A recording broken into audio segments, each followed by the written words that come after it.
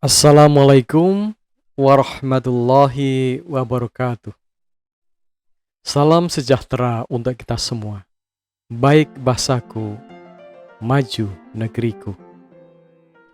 Saudara mahasiswa dan penutur bahasa Indonesia pada umumnya yang cendekia dan kami cintai, pada kesempatan ini kita membahas penamaan. Apakah penamaan itu? Penamaan adalah proses pemberian nama suatu objek atau peristiwa. Contoh, bangunan yang lazim untuk tempat tinggal manusia diberi nama rumah. Contoh lain adalah tindakan berpindah tempat dengan melangkahkan kaki berulang kali secara pelan dinamakan berjalan. Keadaan tidak ada kotoran dinamakan bersih. Nah, itulah contoh penamaan. Penamaan ini berhubungan erat dengan tanda dan makna. Jadi, penamaan adalah proses memberi nama. Hasil penamaan adalah nama. Nama itu menurut teori makna menurut Ferdinand de Saussure dinamakan tanda. Dari aspek dua tanda itu, nama adalah penanda dan objek yang ditandai adalah makna dari tanda itu. Jadi, penamaan menghasilkan tanda bahasa yang berwujud simbol, yaitu kata, frasa, atau bahkan glosa serta kalimat, jika nama itu suatu wujud dari wakil suatu konsep. Hasil penamaan dari kegiatan memberi nama, maka dihasilkan nama. Nama itulah yang merupakan simbol. Simbol itu dapat berupa kata atau frasa. Contoh, kegiatan penamaan pada tayangan di atas menghasilkan nama rumah, berjalan, dan bersih. Nama-nama tersebut tergolong kata dengan kategori rumah, nama yang berupa kata yang berkelas nomina. Berjalan adalah nama dari suatu aktivitas yang berkategori verba atau kata kerja. Dan bersih adalah nama dari suatu keadaan tertentu yang berkategori adjektiva. Jadi, hasil dari kegiatan penamaan adalah nama. Nama merupakan tanda bahasa. Tanda bahasa bisa berwujud kata atau frasa. Sekarang mari kita pahami ada berapa jenis penamaan.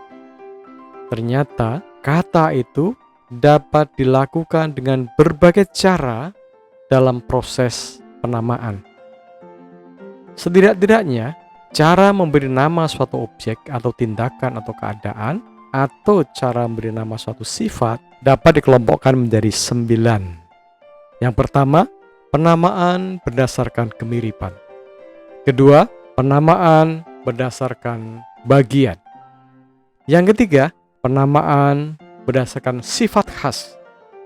Dan yang keempat, penamaan yang berupa penemu atau berdasarkan pembuat, penamaan berdasarkan merek, dan penamaan berdasarkan sejarah.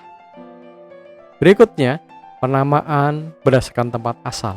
Keenam, penamaan berdasarkan bahan. Yang ketujuh, penamaan berdasarkan unsur keserupaan. Yang kedelapan, penamaan berdasarkan pemendekan. Dan kesembilan, yang terakhir adalah penamaan baru atau penggantian dari nama lama.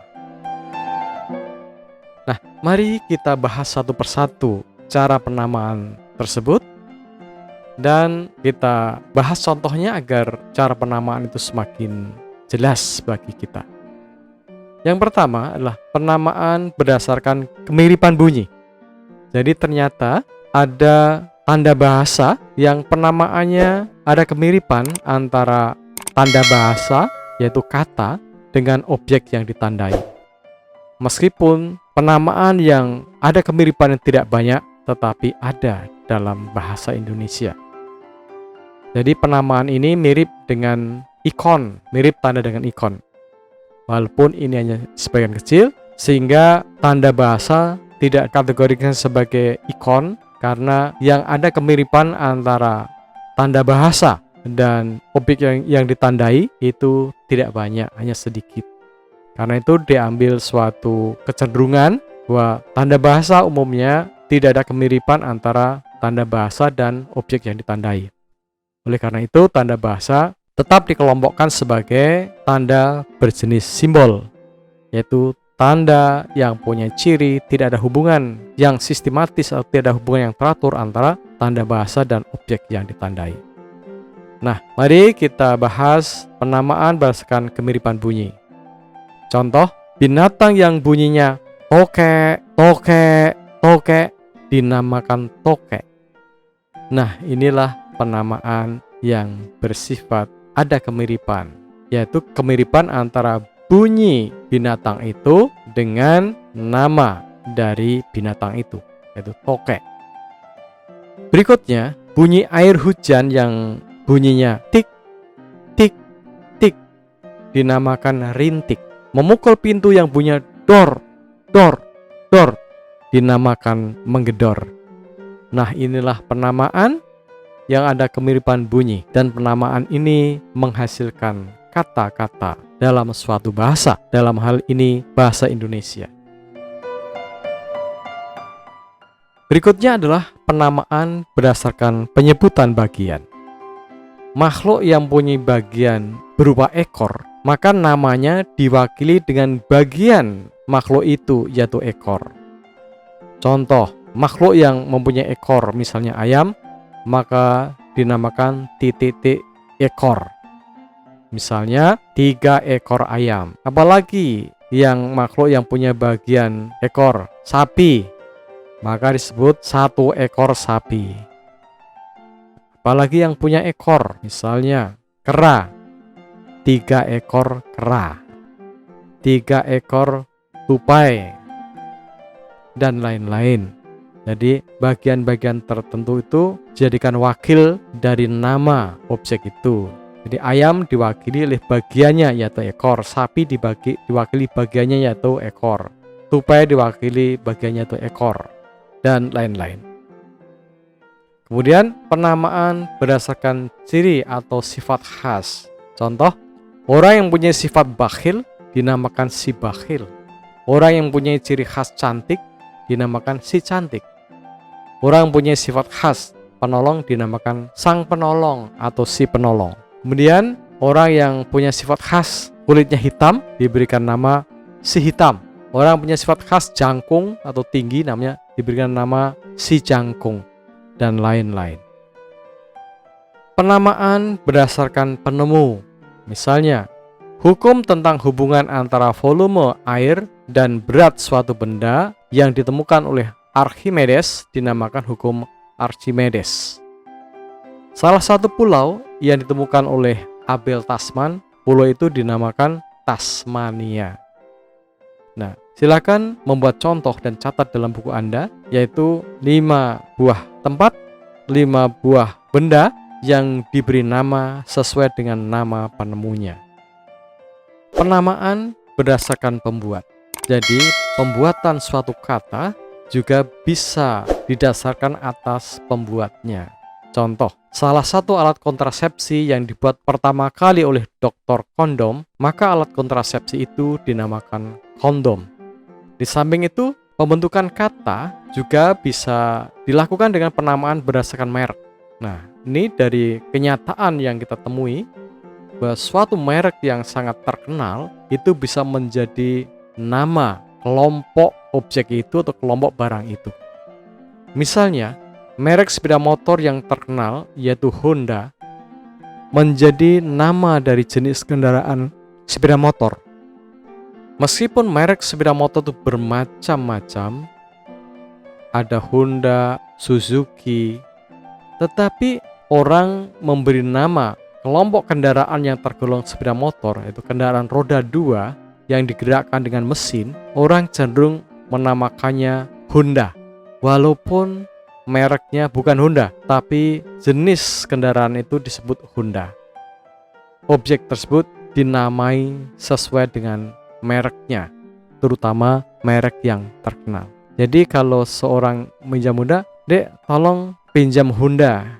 Dek, tolong pinjam Hondanya sebentar." Dia tidak menyebut, "Dek, tolong pinjam sepeda motornya sebentar." Walaupun memang ada yang menyebut sepeda motor, tetapi tidak jarang pula yang mengatakan sepeda motor itu dinamakan Honda atau disebut Honda. Contoh yang lain adalah Kodak adalah alat fotografi yang terkenal pada masanya, sehingga alat yang untuk fotografi atau untuk memfoto itu disebut dengan Kodak. Inilah penamaan suatu benda berdasarkan merek. Yang biasanya menamai suatu objek, itulah merek yang terkenal. Merek yang pernah terkenal terkait dengan film untuk foto adalah Kodak, sehingga film untuk foto itu dinamakan Kodak. Untuk alat untuk memoto itu disebut dengan Kodak. Nah, pembentukan kata berdasarkan penamaan juga bisa atas dasar sejarah. Contoh, Korps Kepolisian diberi nama Bayangkara. Penamaan tersebut berdasarkan sejarah. Bayangkara adalah pasukan yang terkenal yang dipimpin oleh Patih Gajah Mada dengan tugas pengawal Raja Majapahit, yaitu Hayam Wuruk. Pembentukan kata dalam satu bahasa, termasuk bahasa Indonesia, juga bisa berdasarkan tempat asal. Contoh, Solo adalah tempat asal beras yang terkenal di Sumatera Barat. Beras yang berasal dari Solo dinamakan beras Solo. Contoh berikutnya adalah besi yang dapat menarik besi lain yang berasal dari magnesia dinamakan magnet. Burung yang berasal dari Kinari, Afrika Selatan, dinamakan burung kinari. Berikutnya pembentukan kata dengan cara penamaan berdasarkan bahan. Medali yang terbuat dari bahan perak dinamakan medali perak. Sate yang dibuat dari daging kambing dinamakan sate kambing. Sate yang dibuat dari lokan dinamakan sate lokan. Selendang yang terbuat dari bahan kain sutra dinamakan selendang sutra, dan lain-lain. Berikutnya, pembentukan kata berdasarkan keserupaan. Lubang gua bagian depan mempunyai keserupaan dengan mulut, yaitu tempat masuk dan keluar dinamakan mulut gua. Saya ulangi, bagian dari gua yang digunakan untuk tempat masuk dan keluar sebagaimana fungsi mulut untuk keluar masuknya makanan dinamakan mulut, untuk gua dinamakan mulut gua. Bukit bagian bawah yang posisi dan fungsinya menyerupai kaki dinamakan kaki bukit. Penamaan berdasarkan pemendekan. Pembentukan kata juga bisa dilakukan dengan cara pemendekan. Contoh, nama tempat layanan kesehatan yaitu Pusat Kesehatan Masyarakat disingkat Puskesmas. Selanjutnya, singkatan Puskesmas menjadi nama dari suatu tempat. Nama itu merupakan kata dalam suatu bahasa, dalam hal ini kata bahasa Indonesia.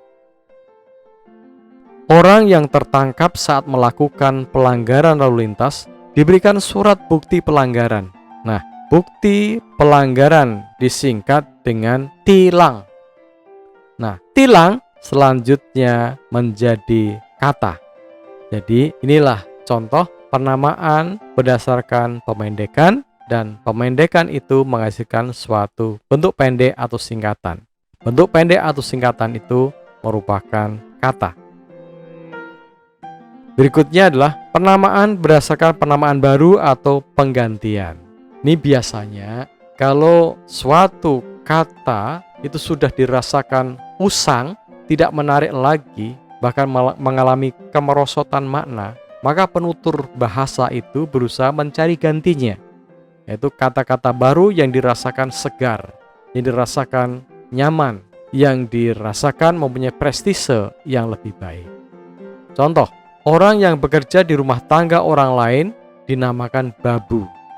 Karena babu dirasakan kasar, babu diganti dengan pembantu rumah tangga. Nah, pada perkembangan berikutnya, pembantu rumah tangga itu masih dirasakan kasar, maka penutur bahasa Indonesia berusaha untuk mencari penggantinya, mencari bentuk yang baru yang dirasakan lebih berprestise, lebih halus dibandingkan pembantu rumah tangga. Bentuk yang baru itu adalah pramuwisma.